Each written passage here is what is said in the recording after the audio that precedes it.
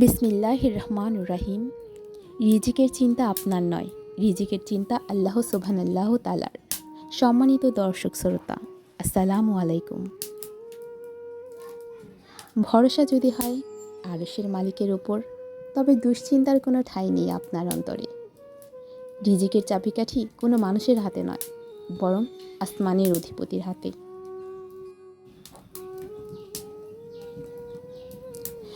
আল্লাহর সাথে আপনার সম্পর্কের গভীরতা আর বিশ্বাসের স্তর যদি মজবুত হয়, তবে কি হবে বা কিভাবে হবে, এই ভয় আপনাকে কখনো বিচলিত করতে পারবে না। রাসূলুল্লাহ সাল্লাল্লাহু আলাইহি সাল্লামের সেই বিখ্যাত হাদিসটি স্মরণ করুন। পাখি কি জানে আজ সে কোথায় খাবার পাবে? না, সে কোনো সঞ্চয় ছাড়াই সকালে খালি পেটে বাসা থেকে বের হয়, অথচ দিন শেষে মহান আল্লাহর অশেষ মেহেরবানিতে ভরা পেটে নিরে ফিরে আসে।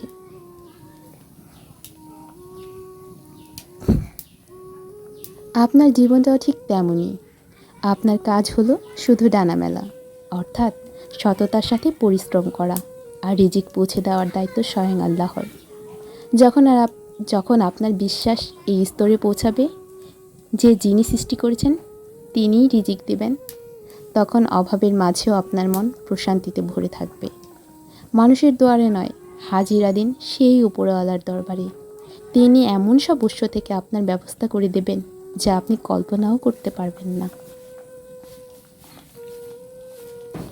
মনে রাখবেন, তকদিরের মালিক যখন আল্লাহ, তখন দুশ্চিন্তা করার মানে নিজের ঈমানের প্রশ্নবিদ্ধ করা। তার উপর ভরসা রাখুন, তিনি আপনার জন্য যথেষ্ট।